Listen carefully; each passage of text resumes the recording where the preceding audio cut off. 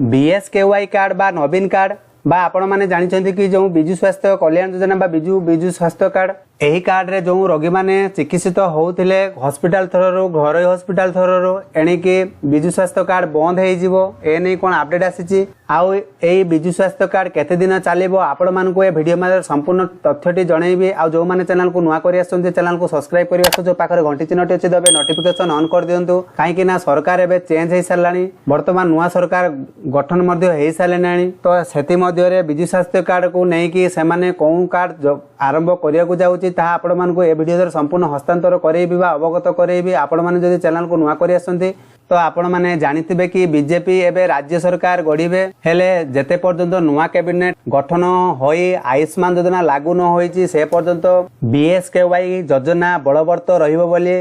गणमाध्यम report अनुसार जा सूचना रही एणु विभिन्न हॉस्पिटल कर्तृपक्ष को बीजेपी सभापति प्रेस रिलीज माध्यम एक प्रकार तागिद करी कहिसंती जो हॉस्पिटल रे रोगी को प्रति एभली आचरण होउची प्रशासनिक स्तर रे दृष्टि देवाकू मध्य कुआ जाइछि तो एठी आपण माने जानि पारुथिबे कि विजु स्वास्थ्य कार्ड जो मानक रहिछि तो एठी आपण मानकर विजु स्वास्थ्य कार्ड को नहीं कन्फ्यूजन दूर हैला जे पर्यंत बीजेपी सरकार आयुष्मान कार्ड योजना लागू न करिसंती से पर्यंत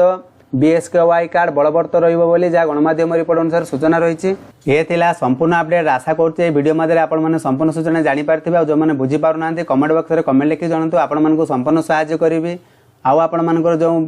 आयुष्मान कार्ड टी रही है आपण मानको केमती अप्लाई करेंगे कौन करेंगे सबकिछि प्रोसेस नेक्स्ट वीडियो रे आपण मानको जणैदेबी आपण माने जदि जो चैनल को नुआ कर आसंती चैनल को सब्सक्राइब कर आसो जो पाखरे घंटी चिन्हटी अछि दबे नोटिफिकेशन ऑन कर दियंतु